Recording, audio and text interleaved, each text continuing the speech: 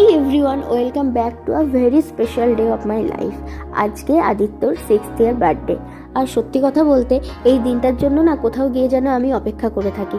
সকাল সকাল উঠেই স্নান করে বানিয়ে নিয়েছি অল্প করে পায়েস আর ফ্রাইড রাইস। তো সেগুলো ছেলের নাম করে তুলে রাখছি। এরপরে চলে যাব একটু মন্দিরে আজকে ছিল বেশ ভিড়, কারণ দিনটা ছিল শনিবার। আর হ্যাঁ, আজই বার্থডে 15th মার্চে। তো এবছর সেটা শনিবারেই পড়েছে। আর এখানে আমাদের অনেকটা টাইম লেগে গিয়েছিল বাড়ি ফিরতে।